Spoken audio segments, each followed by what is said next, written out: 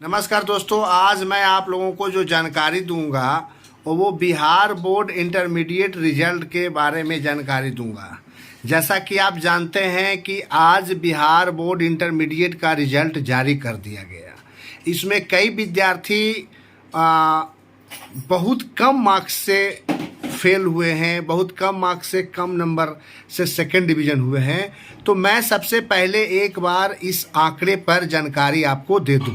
जैसा कि आप जानते कि इंटर में सबसे पहले साइंस में टोटल 6,17,334 विद्यार्थी परीक्षा में सम्मिलित हुए थे, जिसमें लड़का जो था बॉयज़ लोग 3,95,069 विद्यार्थी थे और लड़कियां जो थी 3,22,265 लड़कियां थी, जिसमें फर्स्ट डिवीज़न 3,25,848 लोगों का फर्स्ट डिवीज़न आया है। और वहीं सेकंड डिवीज़न की बात करें तो 2,09,705 का रिजल्ट सेकंड डिवीज़न हुआ है। वहीं थर्ड डिवीज़न की हम बात करें तो 6,455 लोगों का रिजल्ट थर्ड डिवीज़न आया है।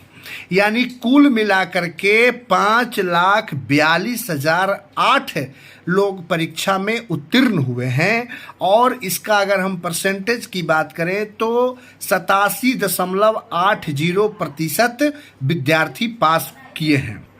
वहीं अगर आर्ट्स की बात करें तो आर्ट्स में टोटल 6,34,480 विद्यार्थी परीक्षा में शामिल हुए थे, जिसमें लड़का लोग जो था 2,47,908। वहीं लड़कियां जो थी 3,86,572, जिसमें फर्स्ट डिवीज़न जो है 1,73,823 लोगों का फर्स्ट डिवीज़न है। वहीं सेकंड डिवीज़न की हम जब बात करेंगे तो 2,84,454 और थर्ड डिवीज़न की जहां तक बात करें तो 88,344 लोगों का रिजल्ट थर्ड डिवीज़न है। यानी कुल मिलाकर के इसमें 86.15% जो है रिजल्ट आया है। वहीं अगर हम कॉमर्स की बात करें तो कॉमर्स में टोटल विद्यार्थी जो परीक्षा में शामिल हुए थे 39,658, जिसमें लड़का लोग जो था 26,338, लड़कियां जो थी 13,320। उसमें जो फर्स्ट डिवीज़न आया है वो आया है 25,157। सेकेंड डिवीज़न जो आया है वो आया है 10,678। थर्ड डिवीज़न की बात करें तो 1,794, यानी कुल 37,629 विद्यार्थी पास हुए हैं। यानी कि टोटल जो रिजल्ट इसका हुआ कॉमर्स का वो 94.88% रिजल्ट हुआ है। अब हम बात करें कि जो विद्यार्थी सेकेंड डिवीज़न जिनका आया है, या फिर जो विद्यार्थी फेल कर गए हैं, या जो विद्यार्थी थर्ड डिवीज़न पास किए हैं, या जो विद्यार्थी का फर्स्ट डिवीज़न तो आया है लेकिन वे अपने मार्क्स से संतुष्ट नहीं हैं, तो वो आगे क्या करेंगे? तो सबसे पहले इस वीडियो को अंत तक जरूर सुनेंगे और इस वीडियो को ज़्यादा से ज़्यादा शेयर करेंगे। हम इस वीडियो में आपको पूरी जानकारी साझा कर रहे हैं, आप इस वीडियो को जरूर अंत तक देखेंगे। एक एक चीज की जानकारी हम दे रहे हैं। जो आपके मन में सवाल उठेगा वो सारा सवाल हम आपको इस वीडियो में दे रहे हैं, तो आप इस वीडियो को जरूर अंत तक देखेंगे। जैसा कि आप जानते होंगे कि जितने भी लड़के पास हुए हैं जो अपने मार्क्स से संतुष्ट नहीं हैं, और एक जानकारी मैं और आप लोगों को दे दूं कि बहुत सारे ऐसे भी छात्र थे जो किसी कारणवश, वो तो रजिस्ट्रेशन अपना करवा चुके थे लेकिन किसी कारणवश उनका एग्ज़ाम फॉर्म नहीं फिलअप हुआ था ओबे, या फिर बहुत सारे ऐसे विद्यार्थी थे जो फॉर्म तो फिलअप किए लेकिन वो परीक्षा किसी कारणवश नहीं दे सके, या बहुत सारे ऐसे विद्यार्थी थे जो एक विषय उनका छूट गया। तो उन सभी चीज़ों की जानकारी हम इस वीडियो में आप लोगों के बीच दे रहे हैं।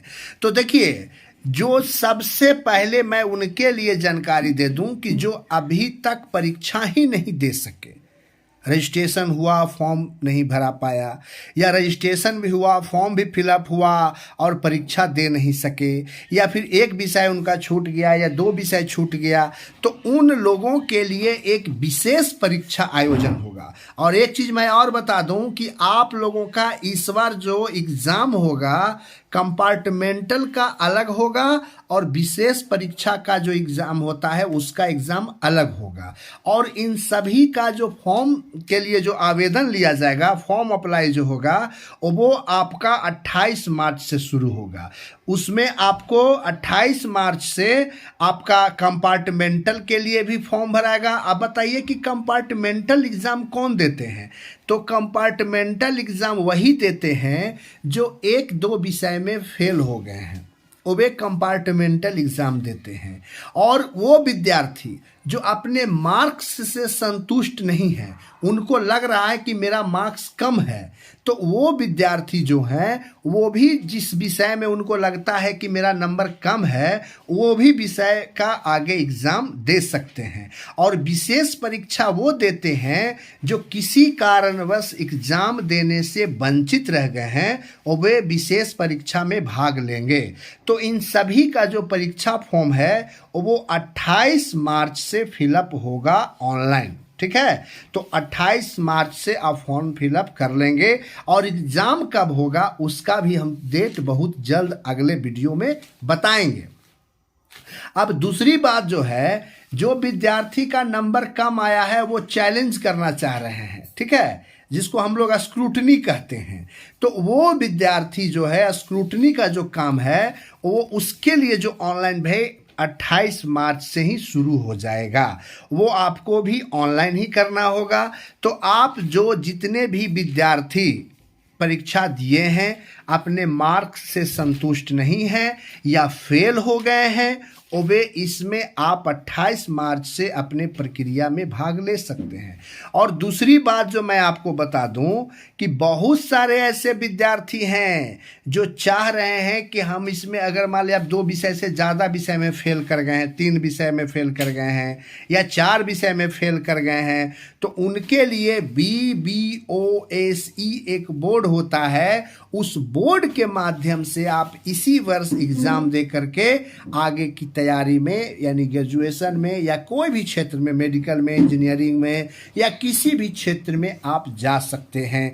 और आपको BBOSE बोर्ड के बारे में और विशेष कोई जानकारी लेना है तो हमारे पिछले कई वीडियो बने हुए हैं जो BBOSE बोर्ड के बारे में बताया गया है, आप उस पर भी जानकारी ले सकते हैं। तो आपको मैं इन तमाम चीज़ों की जानकारी दिया हूँ। इसके बावजूद भी अगर आपको लगता है कि और भी मुझे कोई जानकारी चाहिए तो आप हमारे इस YouTube चैनल पे कमेंट्स करें। इस वीडियो पे आप कमेंट्स में आप अपना समस्या बताएं कि आपको और क्या जानकारी चाहिए। हम इस वीडियो को सारे जितने भी कमेंट्स हमारे ऊपर आएंगे, सारे कमेंट्स को देखकर मैं एक पुनः फिर वीडियो बनाऊंगा। और कोई भी परेशानी आपको छात्र हित में होता है, आपको कोई भी परेशानी से आप जूझ रहे हैं, तो आप हमें कमेंट्स बॉक्स में बता सकते हैं। आपकी समस्या हमारा समाधान होगा। आप हमारे बस एक ही काम कीजिए, इस वीडियो को ज़्यादा से ज़्यादा शेयर कीजिए, इस वीडियो को ज़्यादा, इस चैनल को ज़्यादा से ज़्यादा लोगों से सब्सक्राइब करवाइए। इसी से हमें एनर्जी मिलेगा ताकि मैं आप लोगों के लिए आगे भी वीडियो बनाऊंगा। धन्यवाद। जो विद्यार्थी पास हुए हैं, जो विद्यार्थी कम मार्क्स से फेल हो गए हैं या उनका सेकेंड डिवीज़न हो गया है, उन्हें भी टेंशन लेने की ज़रूरत नहीं है। आगे मेहनत कीजिए, ये रिजल्ट कोई बड़ा चीज़ नहीं है। इससे ज़्यादा आपको और सफल होना है तो और मेहनत करना है। धन्यवाद। Thank you.